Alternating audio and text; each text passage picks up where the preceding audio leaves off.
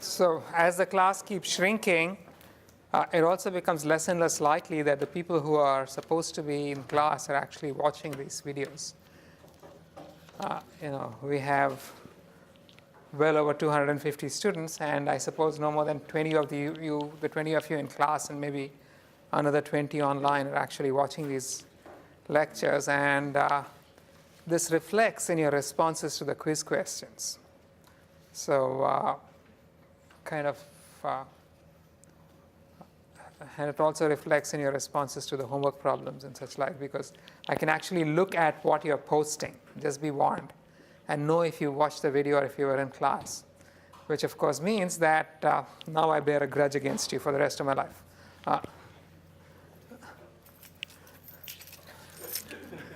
Right? Just to let you know. All right. So I need this today because I've got to point a whole lot of stuff.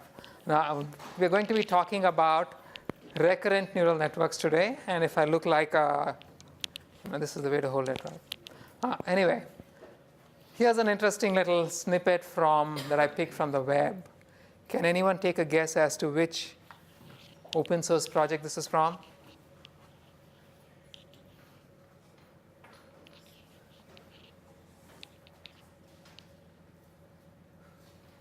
Just look at it and take a guess.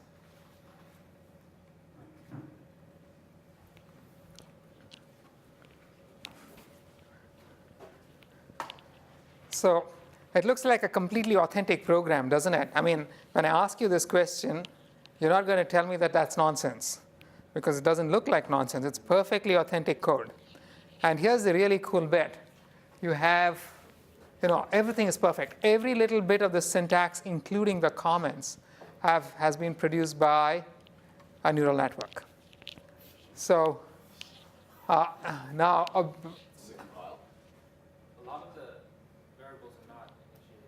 yeah, but this is part of a code, right? And so you never know what else is in there. The point is, look at the stuff. Look at the indentation. Look at that fact that every opened brace has been closed.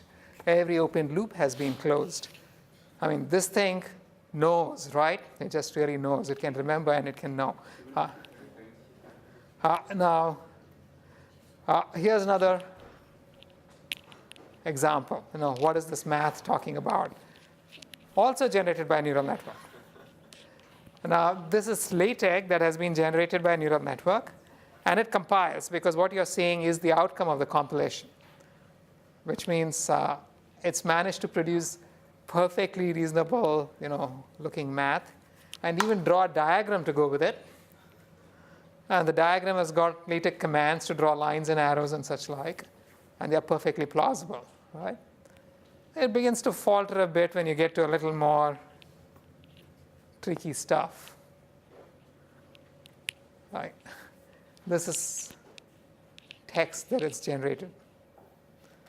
And you have to get to the 15th or 16th word before you realize you're being fooled. So all of these are examples of data generated by a neural network. There's a very nice website by Andrej Karpathy that I recommend all of you take a look at, which says the unreasonable effectiveness of recurrent neural networks. And all of these previous examples were generated blindly by recurrent neural networks, which have been trained on different kinds of corpora. So the first example was trained on lots and lots of, I think, the entire Linux source code. And then the network was made to generate text, and this is what it generated. It generated perfectly plausible code. The second one was trained on lots and lots of LaTeX, obviously, math LaTeX, and it generated what looked like a math paper, completely randomly, right? The third one was trained on Wikipedia pages, and it's even got all of the braces, opened and closed braces, which give you links. So it's created the hyperlinks and done everything. Very pretty. So now it's amazing to think that these completely plausible looking things are actually generated by a recurrent neural network. Now here's an amazing fact that I just realized yesterday. When we speak of AI and we say AI hasn't quite matched human beings yet, We are lying, right? How many of you can play chess at any level? Anyone? You, these guys, a little bit. Okay, I mean not the start beginners, but can you play a computer? Can you beat, for example, the chess game on your iPhone? No. How many of you can? Currently, I don't think like it's a. If you At level 0, it has levels, okay. right? How many of you can, right? How many of you? Okay, you play chess. Can you also play what is that? Go. I did once. I don't think I remember the rules. You don't even remember the rules. Okay. Can you do math? Math. Arithmetic, complex stuff. What is pi times pi? Can you give me the first 4 digits? 9 point something. Just look at these. I mean, these are quite intelligent looking tasks, right? And I can create a little program using just the stuff we've got. How many of you think Donald Trump could have written that little bit of Wikipedia page? Right? So in terms of intelligence, seriously, these machines are more intelligent in using standard definitions of intelligence than about 80% of humanity. Our whole problem is that we are actually comparing them to the smart. We want them to be smarter than the smartest of us, and so we decide that they're not really intelligent. But if you look at what modern systems can do, in a couple of days they can learn to play chess better than Steve. They can learn to play Go better than any of us, and in fact the world champion, without even referring to the world. At the same time, they can learn to do some pretty fancy math, and maybe learn to manipulate robot arms, and learn to drive a car, and all of this can be done by the same system if you build it just right. And that, I think, kind of defines intelligence, doesn't it? Anyway, I'm going off track. So what we were really doing over here was modeling series. Now, in all of these, so here are a large class of problems. A situation where you must consider a series of inputs in order to produce an output. And the output to maybe either a single output or it may be a series. So some examples, like speech recognition, right? You want to analyze a recording of speech, and you want to know whether the person said to be or whether the person did not say to be. Now, you'd actually have to analyze the entire sequence end to end. And only when you get to the end, you decide, was this to be or not to be, right? So you're analyzing a series of spectral vectors, then you're outputting at the end of it a single classification output. So the input is a series, the output is a single value. Or you might want to analyze text from today's news, right? And you read the entire sequence of text, and at the end of the text, you have to decide what it's talking about. For example, if you looked at this entire series of sequence of text, after reading all of those words, how many ever there are, you might want to decide if this is talking about football or baseball, whatever else the topic might be. So now what you're really doing is analyzing a document and identifying the topic, which is to say you're inputting a series of words and outputting a single classification. Or you could be performing something like machine translation. You'd be reading a series of English words, and now you'd be outputting a series of French words. So again, a series goes in, a series comes out. So in every case, you're analyzing a series, and you're producing some output based on the content of the series. For the next 20 minutes or so, I'm going to try to use this one as an example. Analyzing the stock market. So you analyze a series of stock values over the past several days. By stock values, I'm not speaking of just one stock value. You might be analyzing many stock values, several indices, the entire market, what have you. You look at these values for the past, say, n days, whatever n might be, and based on this, you must decide today whether it's worth investing in something if you're planning to sell it tomorrow. Standard problem. Hedge funds do it all the time, right? Again, the input is a series of vectors, because on each day, or maybe at each hour of each day, you're really looking at an entire collection of values. And the output could be either a scalar, which is whether I must invest in Apple, or it could be a vector, whether I must have whether a particular portfolio makes sense. So you're analyzing a series of inputs and producing a series of outputs. Now, in order to make a decision of this kind, you have to look at past trends again, right? Which means the input you have to consider a lot of what the entire series of what comes in to make decisions. Now, before I continue, I'm going to just introduce some representation shortcuts. When I draw something like this, which is this little blue box, a couple of green boxes, and I'm going to call that color pink. I don't know what it is, right? So each of these boxes actually represents a set of nodes. So this figure is going to be something like this. So let's say I'm analyzing a vector of inputs. That vector of inputs is being fed to a complete layer of neurons. And the output of that layer is being fed to another complete layer of neurons. And that's the output of that is being fed to some output neurons. So instead of drawing the entire diagram like so, I'm going to draw them, looking at them sideways for simplicity.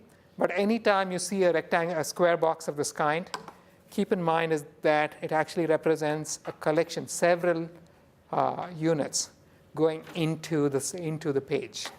So each of them is actually an entire collection. And so the simple looking diagram with 4 arrows is an entire network going up, where you have one vector connecting to another vector, connecting to another, and connecting to another, right? So if I had a network of this kind, which was looking at a vector of inputs here and another vector of inputs here, and both of these vectors fed to these this layer of green units, and that layer of green units fed to the next layer of green units, and those fed the output, I'm going to use this shortcut just to give you a clear idea of what's going on, right? Or just to be even more precise, to be even more clear, if I had a network of the kind that I have to the left, that thing is going to be simplified to the figure to the right. Again, the point being, every time you see a single square, it's actually a row of units going into the page. Yeah. And are those layers fully connected? Is that what those are called? Yes. So, and anytime you see an arrow, that arrow represents a potential complete connection between the vector of units on one side and the vector of units on the other side. Okay? Going back to our problem. We're trying to make money in the stock market. So how could I possibly do it? If I'm a hedge fund, I might look at what happened over the past, say, n days. And based on the behavior over the n days, I can make a prediction for today, right? And I'm going to so each day I'm going to look at today and the past n days, make a prediction, then go to the next day, look again at that day and the past several days, make a prediction, then go to the next day, and keep doing this. So what kind of a network does this, which looks at a window, a sliding window, and keeps producing a sequence of outputs? Yeah, in this particular case, because it's sliding a long time, it's just a time delay neural network, right? Very straightforward. But then you have this problem. If I'm actually going to be using something, so you'd do something like this. If you want to look at the past 4 days, at time 3, at time t plus 3, you're going to look at time t plus 1 through t plus 3 to make some predictions about t plus 4, right? And so your predictions are going to follow this pattern. On each day, you're going to be looking at what happened that day in the past, say 4 days, and make a prediction for the next day, right? Simple. So this is what we will call a finite response system. Something that happens today only affects the output of the system n days into the future. So the way we defined it, the y at any time is a function of the x at that time, and the x at, actually this is n, yeah, and the x over the past n days, right? The output is only dependent on the current and a certain number of past inputs. Yes? Question? No. Okay. So what do I mean by this? Again, let's say some event happened at t equals 3, as indicated by the red box. Now, as you continue to make predictions, whatever happened at time t equals 3 clearly does not affect the prediction at time t plus 2, right? But when you get to t plus 3, that red event does affect the output. At t plus 4, it continues to affect the output, as you can see from the arrows. At t plus 5, it continues to affect the output. At t plus 6, it continues to affect the output. At t plus 7, its effect is gone. So it's a finite response system in the sense that any input causes a change in the output for only a finite amount of time. Now, this kind of network, it's all very nice, but if I'm trying to make predictions, it's missing something very crucial, which is that so in this case, n is the width of the system. Now, this is kind of missing something very crucial. You define the width of the system, something that happens outside that window is not going to have any influence on your output. But now think of the stock market. Can I apply any finite window of time and say, I'm going to look at only the past 3 days and make a prediction about tomorrow? Possibly not. Some of these effects linger longer. Something that happens might have an effect, might have an influence several days into the future. So in that case, what could you do? You could go back and just extend the number of days over that you're considering, right? But this is a problem. As I keep looking further and further and further into the past, I'm increasing the number of parameters because I have more and more connections coming in. I'm considering more and more values. No big deal. I have a big enough GPU. I have enough memory. Not really. Because when you actually begin considering things, here is the kind of behavior that you'd actually see in the stock market. You're going to have weekly trends. You're going to have daily trends. The greatest predictor of what's going to happen tomorrow is what's happening today in the world, always. But then what happened 2 days ago definitely does affect what's going to happen tomorrow. But then there's weekly behavior. The stock market does not change very much on Sundays. Back in the days when they had the gigantic inflation in Germany. In fact, in most places where you have these huge inflations of thousands of %, like Zimbabwe right now, right? People are really thankful for Sundays. Because when you get some money in the morning, somebody gives you $1 million of the current currency at 9 a.m. By 9:15 a.m., it's lost its value. By 9:30 a.m., that loaf of bread that you could buy at 9 a.m. cannot be bought. These things just explode really fast. And the only time things kind of pause is when the markets stop. So you're waiting for Sundays, right? So you have actually these weekly patterns, and this is just an extreme case. But how people behave depends on the day of the week. So you have weekly trends. But then you have monthly trends. And then you have longer-term trends. You have seasonal trends. And then you have annual trends. So things are going to happen every Thanksgiving. And last Thanksgiving is a predictor of what's going to happen this Thanksgiving. But if you wanted to actually, unless you wanted to sit down and begin writing these rules, if you wanted to look at data, it means that you're going to have to look back into the past over several years to find all of these trends. That March is spring, a certain kind of stock is going to bounce up. November is about Thanksgiving, a certain kind of thing is going to happen in the market. All of these behaviors, you'd be looking at long trends well into the past. And if you want to do that with a network that's merely a simple time delay neural network, you're going to have a network such as this, which is going to have way too many parameters. What we are really looking for is an infinite response system. You want something that happens today to continue to influence your predictions tomorrow, day after, forever, except that as time passes, its influence is going to fade.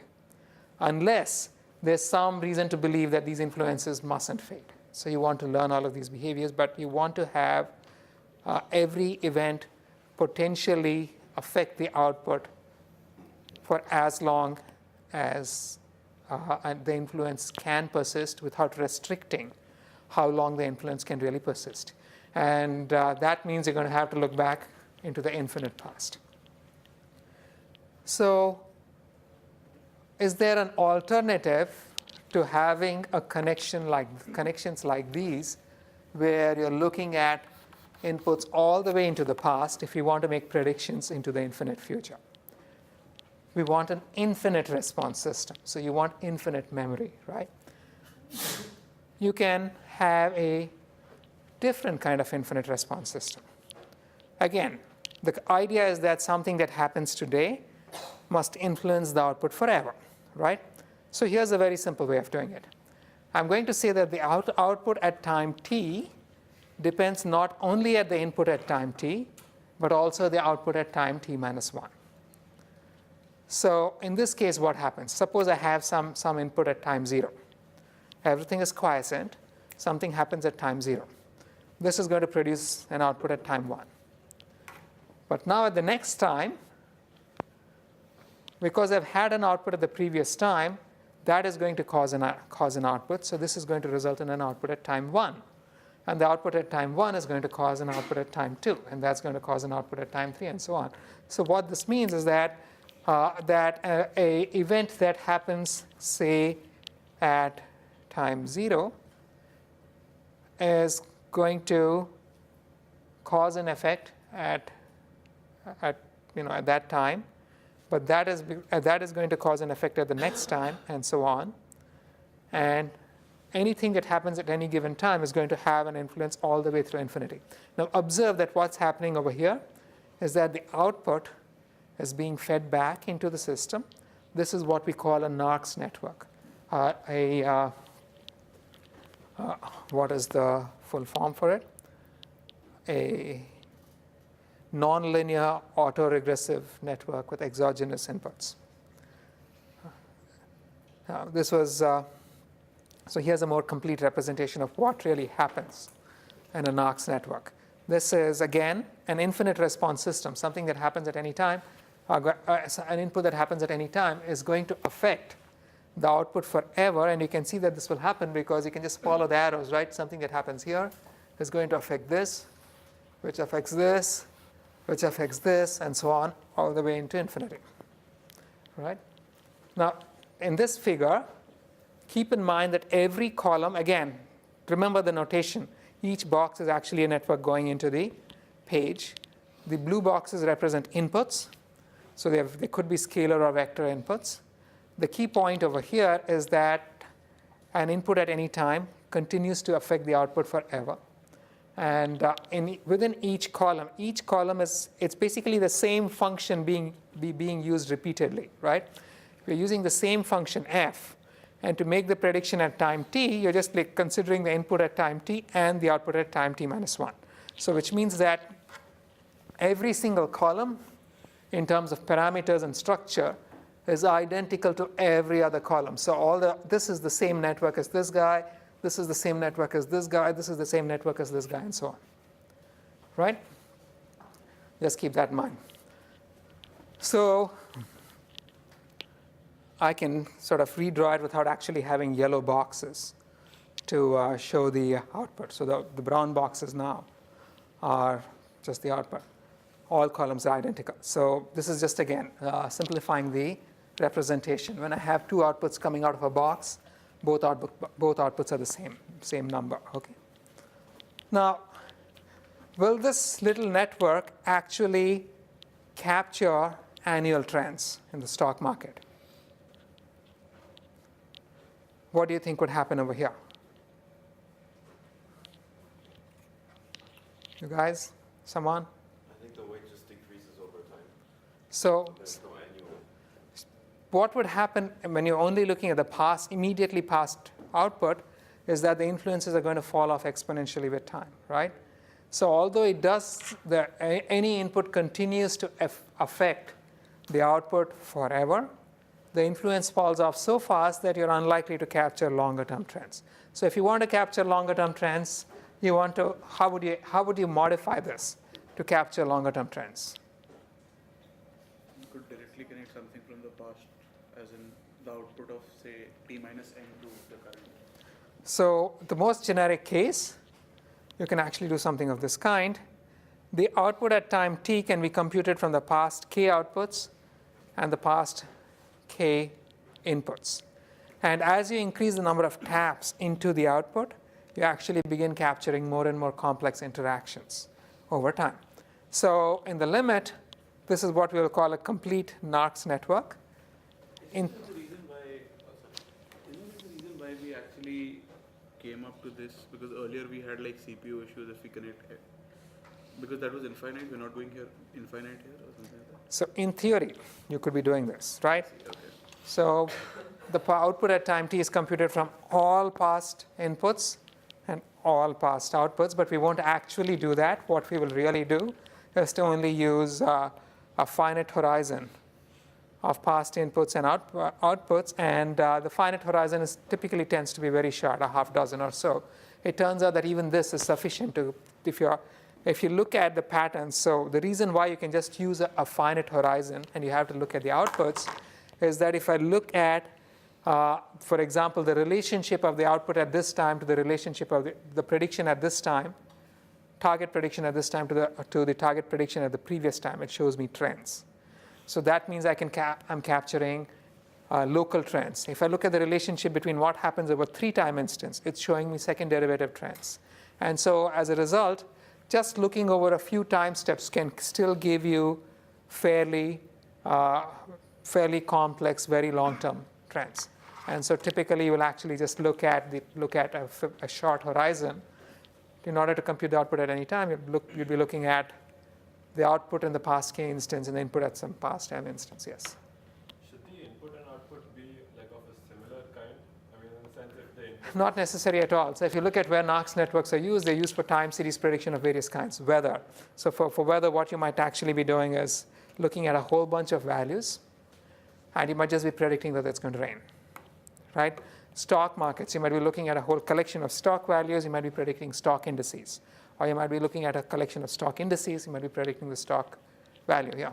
But the thing, like, because the scales are so different, suppose the input is stock price and output is the number of stocks you want to purchase. The scale of input and output is so different. If you take the output from t minus 1 and the input from t, then... What do you mean by the scale?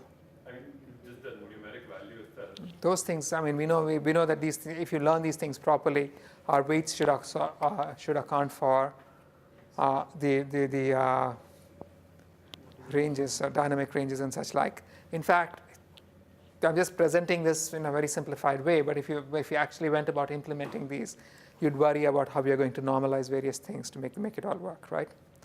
The key point is that there's a way of actually remembering the past. And Knox networks, it turns out, are actually fairly popular. They're used in weather, stock markets, any phenomenon where you have a distinct innovation. It's a set of innovations that drive an output. So they're the nonlinear version of what are called autoregressive models, autoregressive moving average models. Here, the key point is that we're making something, we have a way of remembering the past. But the way we are remembering the past is not stored in the network. So here is the interesting thing. The memory of the past is not in the network. The memory of the past is in the predictions made by the network. So all memory of the past is in the vice. And you're carrying the memory of the past through the vice. So instead of having to draw the memory of the past from the output of the network, let's actually make the memory more explicit.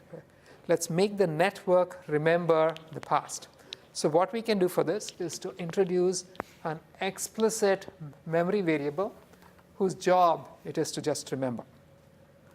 So I could define some variable m, which is some function of the past output, what was remembered in the past. So m is the memory. So what the system remembers now is some function of what it remembered in the past. It was some function of what predictions it made in the past, and maybe a function of the state of the system that actually integrated all of this in the past. So this is the most generic statement. So MT over here would be a memory variable.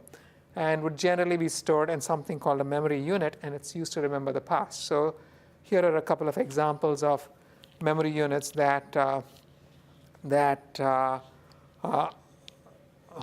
architectures that use memory units. Yes. In the previous slide, what was HFT? Again, some system states. So I wrote the most generic version of it. Let's take a look, right? So over here, consider this. I have some input. It's producing some hidden state, some intermediate values, and those are being used to predict the output. So Michael Jordan, everybody's heard of Michael Jordan's name. One of his earliest creations was some variant of a recurrent neural network. So this is called the famous Jordan networks. And they're actually quite dumb. So the way you store memory in a Jordan network is through this explicit memory cell. And what the memory cell does is, again, remember what we said when I began talking about the basic Knox network. I said the Knox network only looks at the immediate past, so things are going to fall off exponentially, right?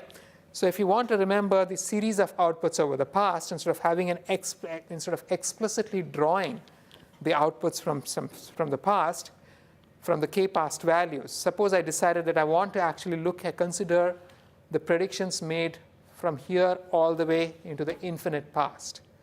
Then one way you could do it is to maintain a running average of all the predictions made so far. And so the memory unit over here has only one job. It maintains a running average of all of the predictions made into the past, and that is fed into the next prediction that's made. So that would be this memory unit over here. All you're doing is you're doing some mu times the past prediction plus 1 time the current prediction normalized. So you're using a running average, maintaining a running average of what happened, and that feeds in to making the predictions at the next instant. The way Michael Jordan originally defined it, the input, all of these inputs would be the same. So xt would be the same as xt plus 1. Basically, you'd give it a fixed input and keep repeating it, and you'd let the system produce an entire series of outputs. And the input was called a plan, and the output was called an action. So I assume it was made in the context of robotics or path planning or something of that kind, right? So regardless, you could change the inputs. Different inputs would produce different series of outputs, and you could, again, train the network. But if you wanted to train the network, one of the problems that people had early on was that if you had a network of this kind, how do you train it? So because things can go all the way into the past. So they would decompose the training. And the way this was originally defined, you would still use backprop. So over here, you'd use backprop going all the way down. And the backprop is going to use this guy. And the gradient would actually not go past this term over here. So while this had a weight, so you'd actually learn this weight, you'd use backprop to compute gradients from here until here. And then this would be separate from the backprop used to compute gradients in this portion. And that would be used separate from the backprop used to compute the gradients at the previous time instant. And then you'd sum up all of these gradients because this is essentially a shared parameter network. Remember, every column is identical to every other column. And then you'd perform your updates. So this was one of the first stabs at trying to explicitly capture memory in the network. L1 networks try to do something very similar, but actually they are a little even more, they are actually slightly better than Jordan networks. Here, what we do is to have a memory cell, but what this memory cell does is that it simply clones the hidden state at the previous time. And that is passed on. So now what happens is that at each point, instead of trying to just maintain a running average of the memory, of the output, or simply using the output at the previous time, you just sort of copy over whatever the internal state the network had at the previous time. And that is fed to the network at the next time. Once again, when it comes to actually learning the parameters of the network, you'd use backprop. You'd go down over here. You'd use backprop until here. And then this portion of backprop was independent of the backprop that was performed in this region. And then you'd sum up all the gradients because this is a shared parameter network.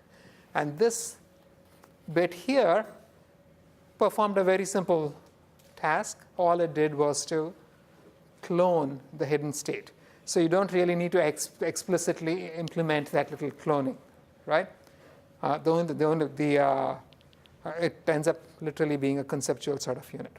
So again, I'd like to point out over here that there's an immediate and kind of simple extension to something of this kind, in that if you just go back and look at the relation of Knox networks to Jordan networks, the Knox network was looking at the immediate past output or a certain number of past outputs, and the way Jordan networks generalized it was to maintain a running average of past outputs.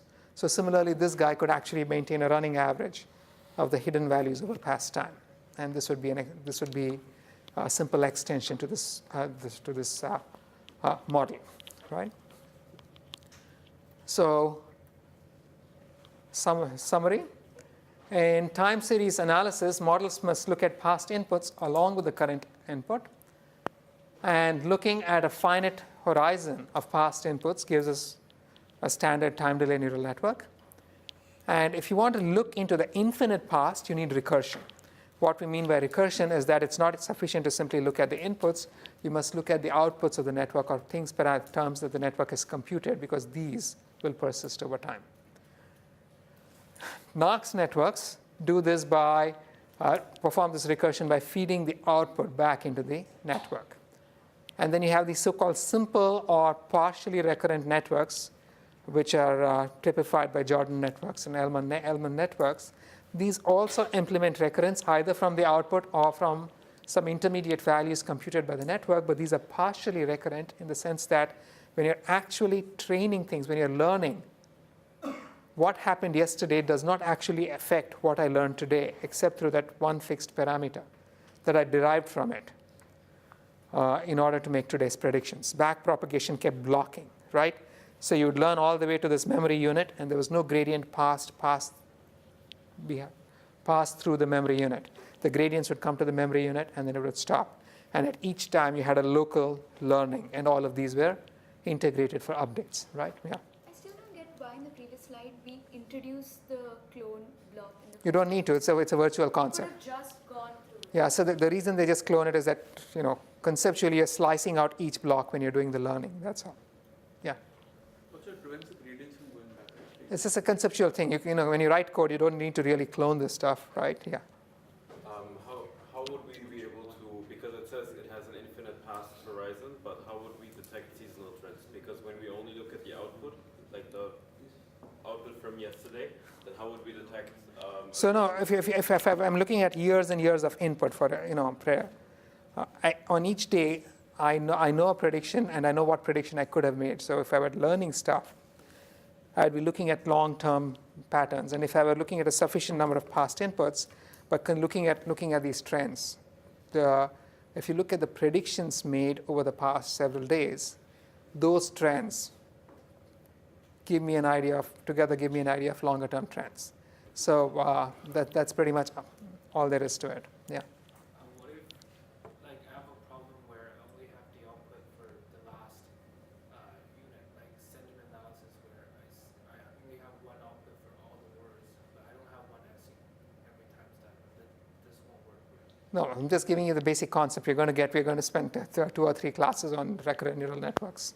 And if you still have the question in 2 weeks' time, then I've done a bad job of teaching you guys. Right. Now, because we were speaking of partially recurrent networks, now let's try to come up with something, actually simpler and yet more sophisticated. And this is what we will call a state space model. A state space model is something that's actually used in control systems a lot, and recurrent networks are an instance of it. The system has a state, which I'm going to represent by H, and the state at any time is a function of the current input and the state of the system at the past time. The output of the network, or the output of the function, is only dependent on the current state. Now this too is an infinite response system, because now persistence is obtained through the state, HT. Recursion, because HT is recursive, it refers to itself in the past when it's being computed. So this is a fully recurrent network. or simply we just call it a recurrent neural network, where the state summarizes information about the entire past. So if I were to draw a simple state space model, here's what it is. Now observe that this is very similar to the Elman model, right? The only distinction was, obviously there's almost a direct step from Elman models to this model.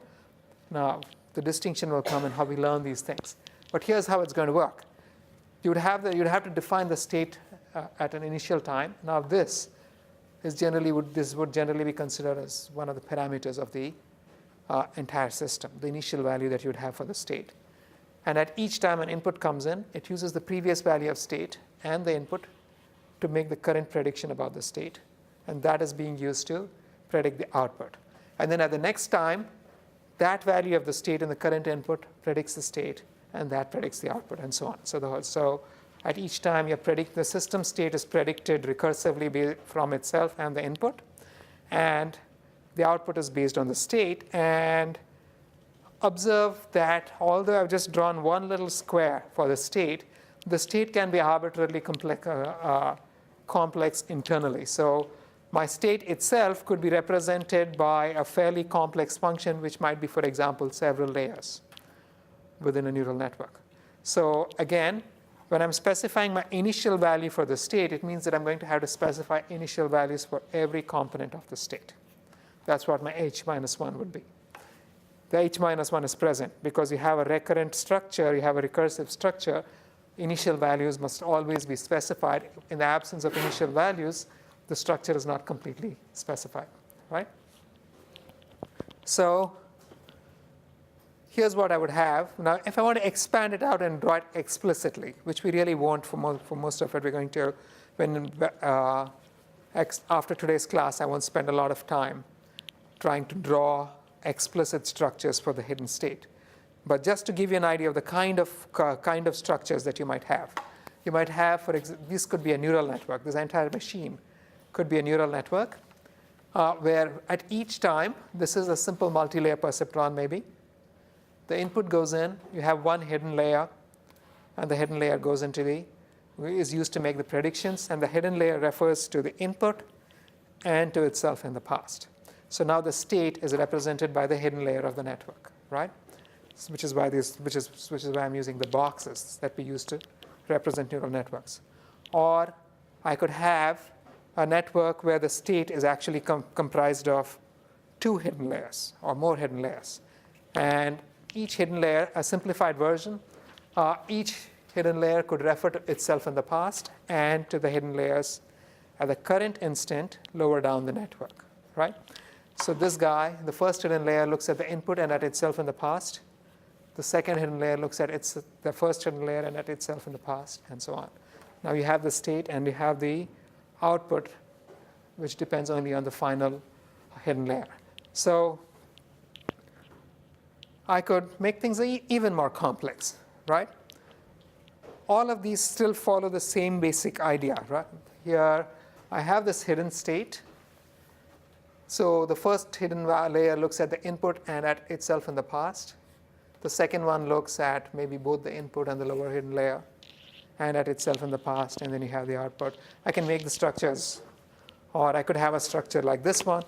Yeah? What is the purpose of this? Aren't you expecting like the first hidden layer to capture the trends in the input essentially and then passing it to the second hidden layer? You know, the first input, it's just abstracting some information from the input. The whole point of having these guys look at themselves in the past is that the information it extracts in the input from the input is relative to what it already knew in the past. The skip connections. The skip connections. I'm just saying that these networks can be arbitrarily complex, and given that you're just increasing the complexity of the function itself, and each of those would have a purpose. If you actually went through the math and analyzed it, you can show how each of these causes different effects and the kind of things that you can learn. But as far as these things are concerned, it's just a neural network. You know how all of these structures are, right? So I might have structures like these. Now observe that I have things going from the top back down, things from the bottom going up. It's fairly, it can be, you can draw it draw an arbitrarily complex network, you can even have outputs coming back from the input. The only point being that the predictions at any time are based not only on the current inputs, but also what happened in the past. You could be looking just at the immediate past, like so, right? Or you might even be looking at multiple instances into the past, like so. Again, every column is identical to every other column. I'm just showing different degrees of complexity of the overall structure, recursive structure that we've got. The underlying concept remains the same. We've introduced a recursion, which allows the structure to remember things about the past, and so retain memory about what it knows of what happened in the past and what it predicted in the past in order to make the current predictions, right? So practically speaking, the most simple structures are the most popular. You're going to have structures such as these. But in theory, anything is possible. When I actually draw these diagrams, I will often use simplified representations such as this one. So that arrow that goes back really doesn't mean that the output of the unit is going back to itself. You'll see figures like these in the literature very frequently. This doesn't mean that any network input feeds back to itself. What it really means is that there's a recurrence from that unit to itself. So for example, this little figure over here actually represents the recurrent structure shown at the bottom. Or something like this represents the recurrent structure shown at the bottom, right? So the point is we have this very simplified recurrent structures that are being shown where, again, although the figure itself shows loops going back in, this is really strictly a feed-forward structure. When you actually explicitly draw out the kind of structure that is used to make predictions, you have many columns of inputs, and the information is flowing strictly left to right. So the input is purely feed-forward. There is no looping going on, right? Now, let's look at the kinds of computations that would be performed. Let's take the simplest structure, where I have one hidden layer, and that hidden layer feeds back to itself at the next instant. So I have recurrence over the hidden layer. I'm using colors to show recurrence. So the red loops represent recurrence. Now, what kind of computations would we have in a network such as this? So you'd have some initial values for the hidden layers, which represent the state. These are going to be some parameters of the network itself, which would be learned. Again, these are learned parameters. Now, the hidden value at any time, so this superscript 1 just tells you the hidden layer number. The superscript is the number of the hidden layer. It's going to be some weighted combination of the input, where these weights are specific to this connection, shown by the superscript 0, indicating that it's connecting to the 0th layer of the network, which is just the input, plus some weighted combination of the hidden layer in the past time. So it's going to be looking at some weighted combination of itself in the past time, which means that the h of t is some function of the weighted combination of h of t minus 1 plus, of course, the bias. So the overall prediction at time t is some activation applied to a weighted combination of the inputs plus some weighted combination of the hidden values of the past time plus some bias. The output is some activation applied only to the hidden values at the current instant. That is for this specific architecture, where the recurrence is only over the hidden unit, right? So suppose I just expand this little structure and gave you two hidden layers. This is what it would look like.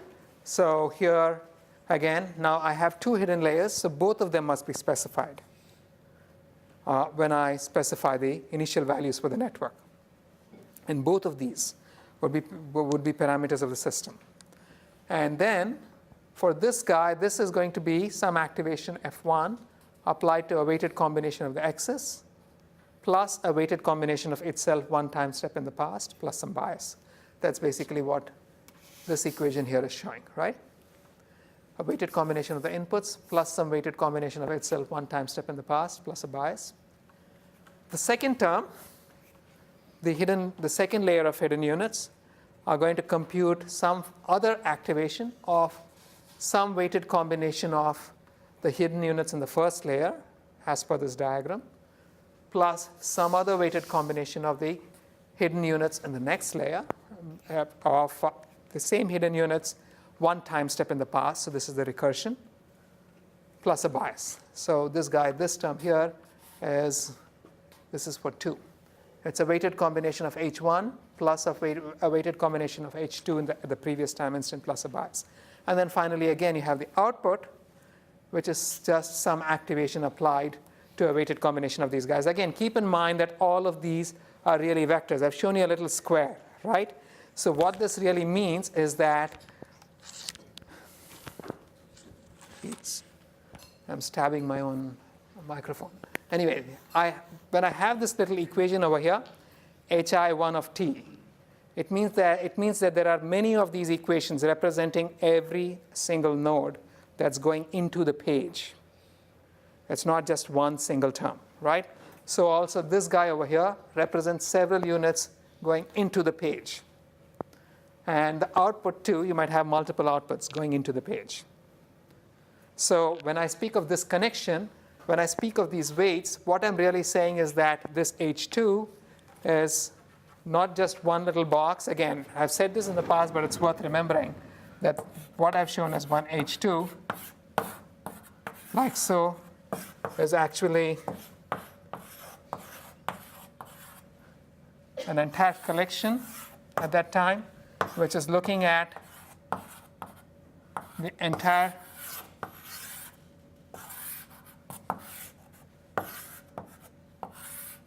a weighted combination of all of these guys and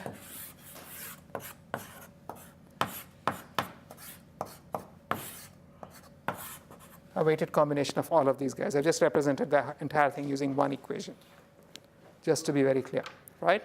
So that equation is actually a complete vector equation. So also, if I were doing something like this, you can easily guess what the predictions are going to be.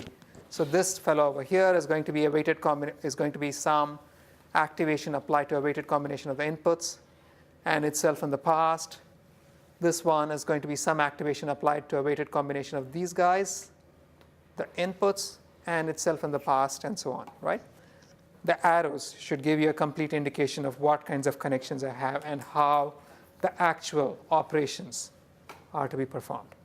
And at each time, keep in mind that when I just write one equation, I'm actually writing a set of equations because that square box represents many units. Someone raised a hand, yeah. So it is a variation of the RNN, or it's a mix of the resonant and RNN here? Because you have the actual connections between each layer. Having a skip doesn't make anything a resnet. So skips of this kind.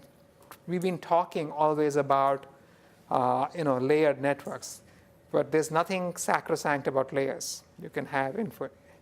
So there's no notion of a residual over here. It's just that it's just a standard structure where you're looking at many inputs. Again, the key point is that you have some hidden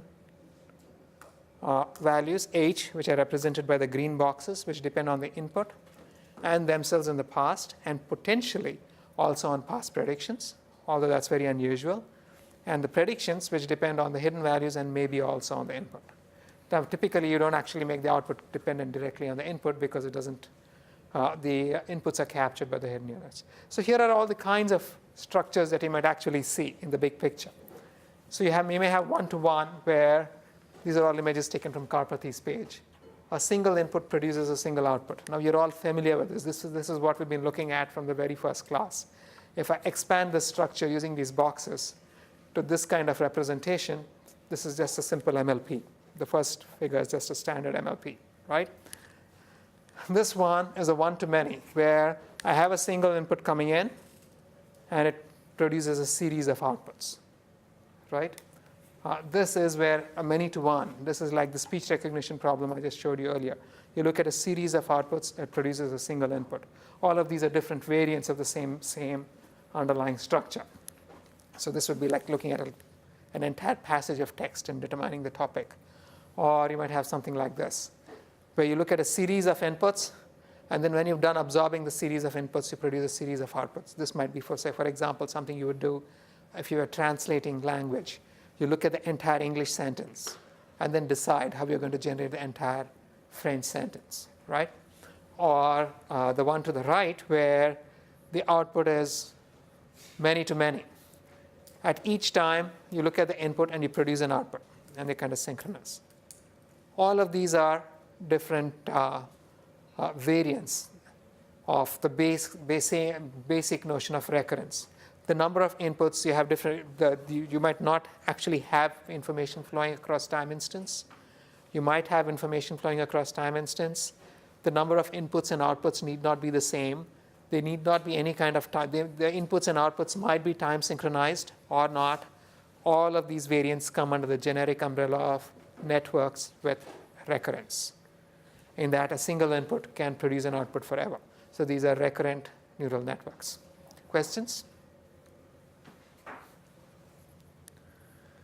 So again, to summarize, time series analysis must consider past inputs along with the current input, and because it's looking into the infinite past, requires recursion. And Knox networks do this by feeding the output back to the input. Simple recurrent networks, those are the first ones we saw, maintain separate memory or context units to retain some information about the past. But the more comprehensive model are the state space models, which employ some state variable and store information recursively through the state variable. And output is, and these are fully recurrent networks. And state space models enable current error to update parameters in the past. Why?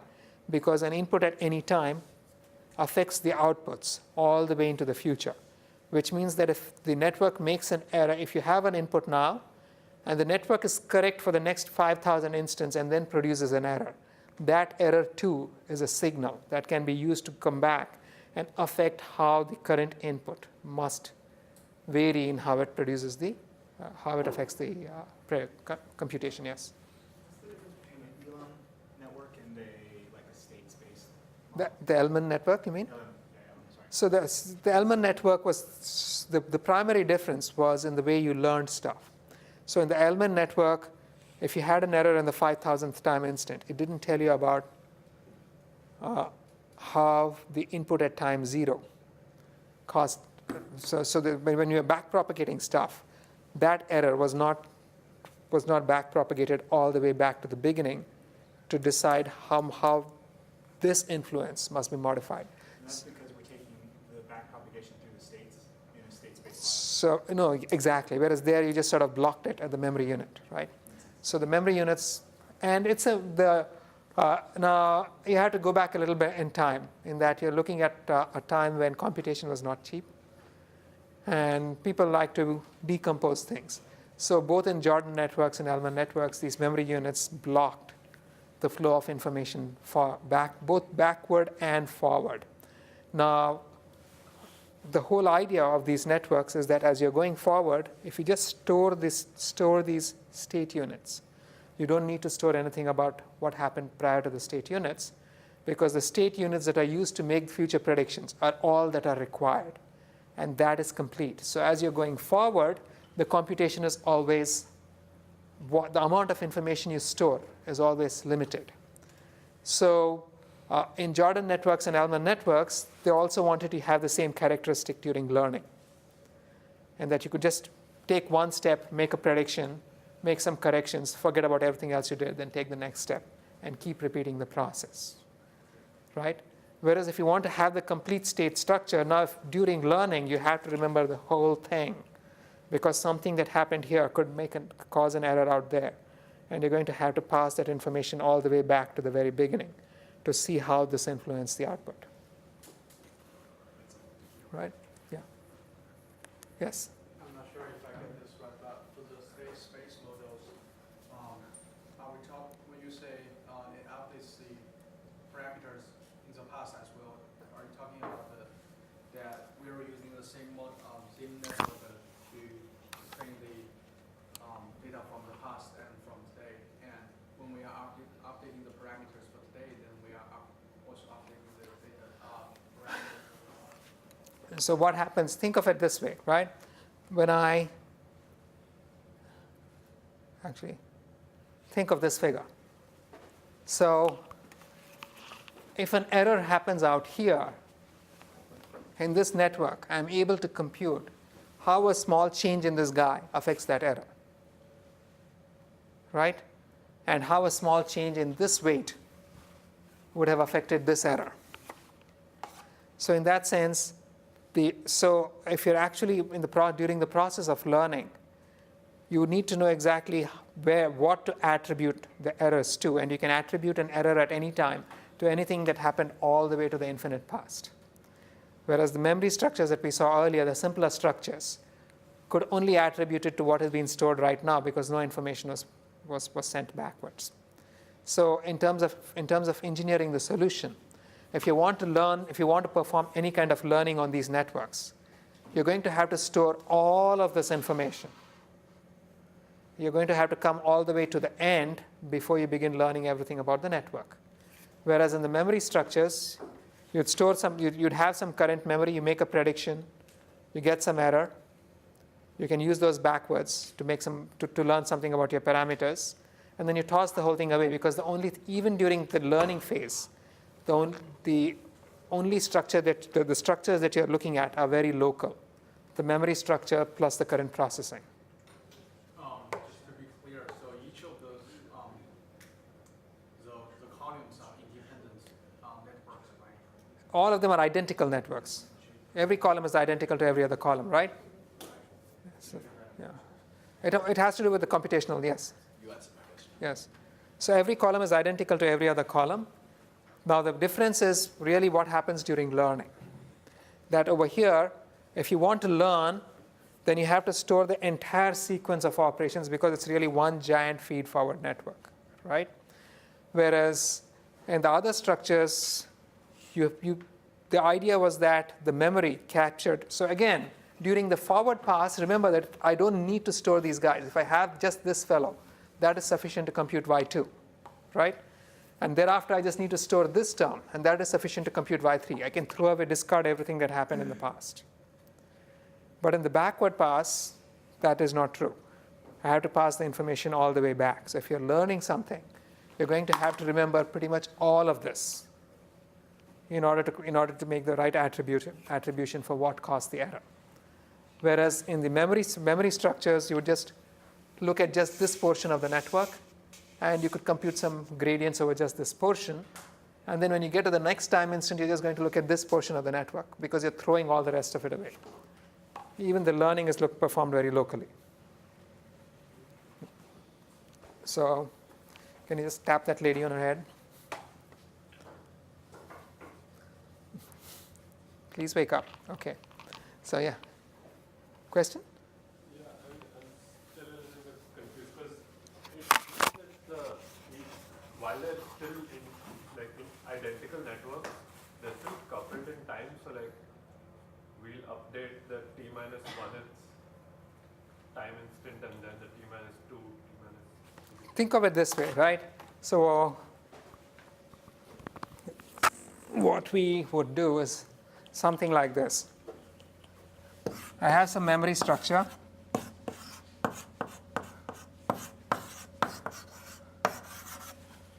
This memory carries everything about the past, right? So during the forward pass, these two are going to affect the prediction. If I make some error, I can compute gradients here, here, and here, and that's fine. Then at the next step, I'm going to assume that I have a memory block, right? I cut this out and threw it away. And now I have a completely independent prediction where this guy is going to cause a prediction like this, and there's an error. And then you just make any learning you've done learning you're done is done locally over this network without any reference to what happened in the past, because the notion is that the memory carries everything, right? And this is fixed. You're ignoring the fact that something that happened here actually affects this memory. So this was the old memory structure. So you thought of many local computations, which were nevertheless aggregated when you computed the actual derivatives. Whereas in this full structure over here, you actually keep track of the fact that I can wiggle this parameter there without wiggling the corresponding parameter here. And that's still going to affect everything, right? So you're actually thinking of it as a completely unrolled but shared parameter network over here. That's the basic difference. Anyway, so where's my sword? So how would you train this network? Questions? Now, training this network actually ends up becoming quite dramatic, really. Because what happens is that when you actually think of the entire computation, the actual network that you're using to make your series of predictions is this complete unrolled network, right? You have a sequence of inputs coming in. You have a sequence of predictions being made. But this is really just a standard. I mean, if all of those units were just perceptrons, this is just a standard multi-layer perceptron, is it not? I mean, if I drew it sideways, this would look like all the multi-layer perceptrons I've always been drawing in class. The only distinction is that every layer in the perceptron is also producing a separate output. So this is really no different from, say, having a figure like this.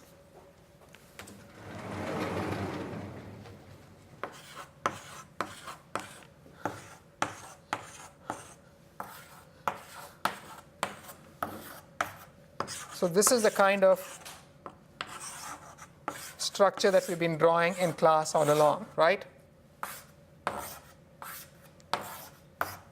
This is the kind of structure that we've been drawing in class all along. And we've been saying that this is your y, and you'd have some desired output d. You could use a computer divergence and use that to back propagate all along, right? This is exactly the same network. The only distinction being you're constraining that these guys, actually, I can think of it this way.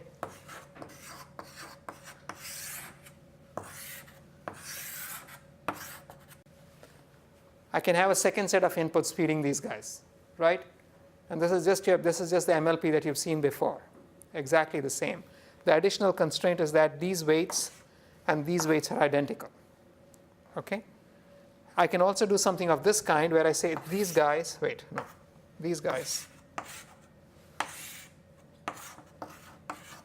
produce two outputs. So this is some other y over which I have some desired value. Right? This is just the standard MLP that we've always drawn.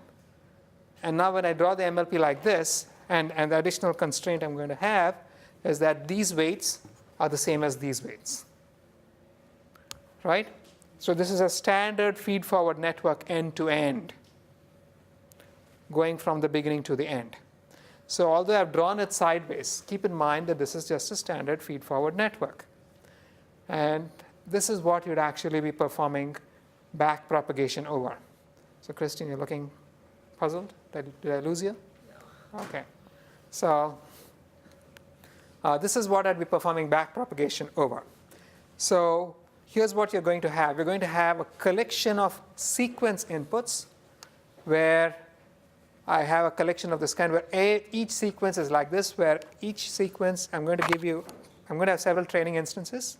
Each training instance is going to comprise an input sequence, a sequence of input vectors, and an output sequence, a sequence of desired outputs at each time. I have several of these. And then the network is going to make a sequence of actual predictions. And I'm going to train the network to minimize the error between the sequence of actual predictions and the sequence of desired predictions. So the way to think about this is, let's say I have a forward pass. Now, I just pass my input through the network. Basically, I'm following the computations shown in the figure. Right? I'm going to generate all of my y's.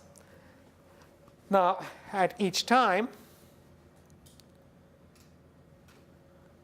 during the backward pass, I'm going to compute gradients of the error of the actual outputs with respect to the desired output and pass them backward in order to perform gradient descent. Now, just for simplicity, I'm actually going to sort of draw things like this just to make things much more explicit to show you how things actually connect up. So although I was drawing sideways lines so far, what's really happening is the same output is going both here and here. So this is just sort of making that more explicit, right? These curved lines are ugly, but they actually represent what's happening much more clearly. Now, what is the error we would compute? The error we would compute is the error between the sequence of outputs produced by the network and the sequence of outputs desired from the network. So this is not just the sum of the divergences at each prediction. It is an error that's defined between one entire sequence and an entire sequence. It's a function of two sequences. It's not the sum of the functions of n independent errors. Do you see the distinction, right? So this is very important to remember. Yes? So in this diagram, you would learn three sets of weights, right? One coming out of XO, one coming from the previous hidden state, and one feeding to Y. Yes. Right? Yeah. And eventually you'd also learn this guy. Don't forget H minus 1. H minus 1 is the initial state of the system. That must also be learned. So, okay? H minus 1 is also a parameter. It is also a parameter. Because how do you define the initial state of the system? What is the best way to initialize the system? That is something that's also learned. So backpropagation is not unrolled in time. That happens just once. Meaning? So like we are computing y0, y1, y2 at different time steps. Eventually after yt is produced, is backpropagation happening for all the layers together? For all the Because you have to complete all of the computations, correct? Right. So this was the key difference between these networks and the memory cell-based networks, where at each time you could just perform a local backprop and keep moving on. That's not what we're actually doing over here, right? So this, again, the key point is that you're looking at a divergence between a sequence of predicted values and a sequence of target values. And these divergences may not be the sums of individual, the errors at individual time instance, unless you actually define it that way. For example, I might be making a prediction that is a text sequence. The output might be a completely different text sequence. Now these two could be error, the error is going, if I begin looking at something like the string at a distance, that's not just looking at the current outputs and making comparisons of the current outputs. It's actually looking at a function of both, right?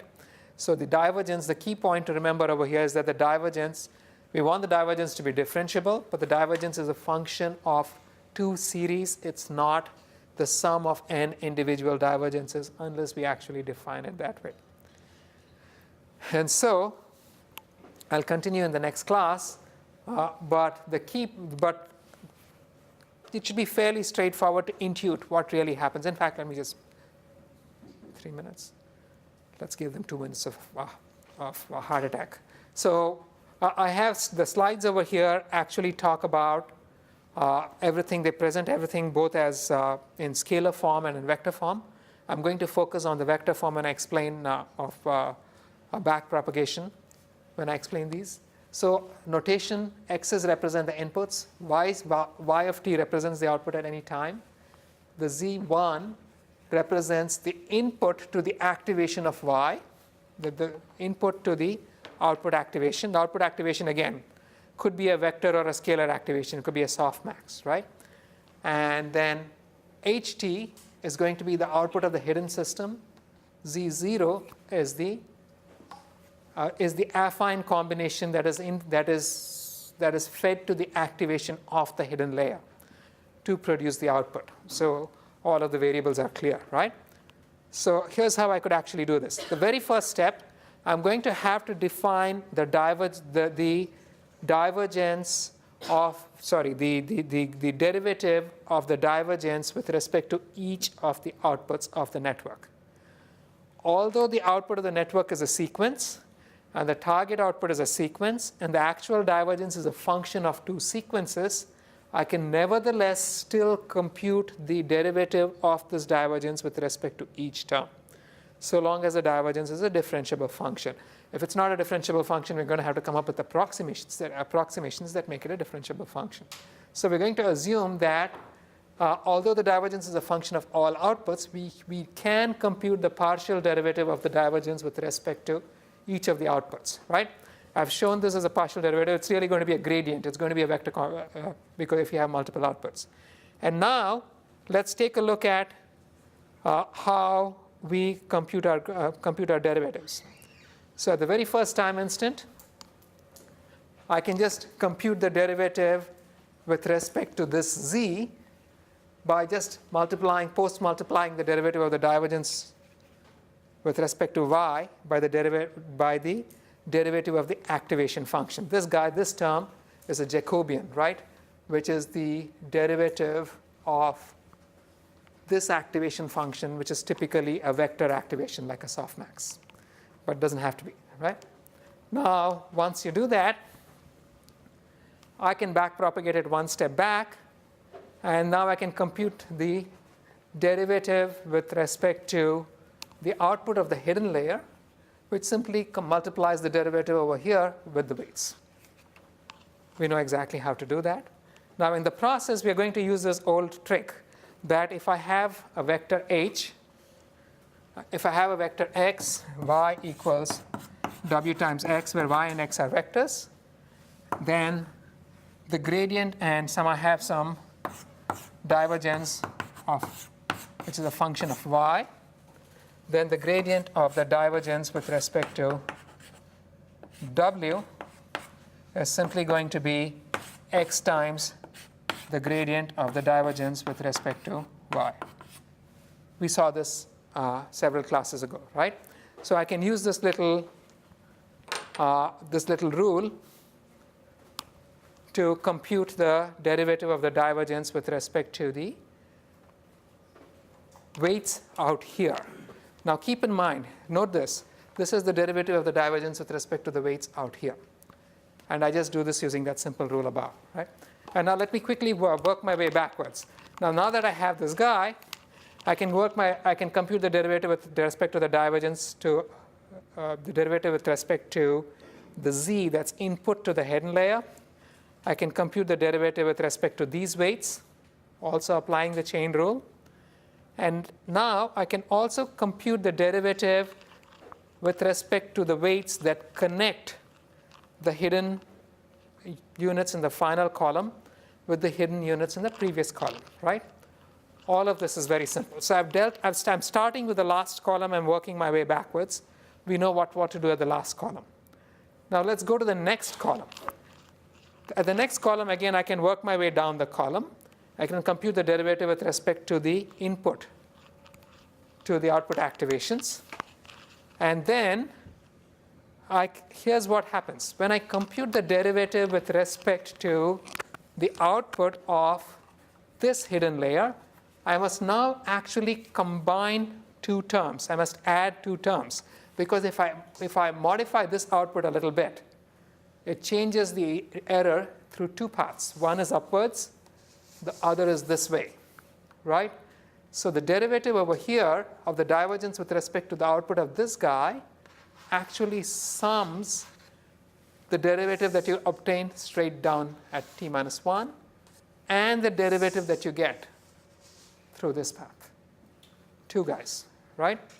So, and then here's a third one, which is also very important, namely that when I compute the derivative with respect to this weight, I can independently compute the derivative of the divergence with respect to this weight, but I know that these weights and these weights are identical, right? And I have already computed the derivative of the divergence with respect to these weights. These are shared parameters, so I just add the current derivative.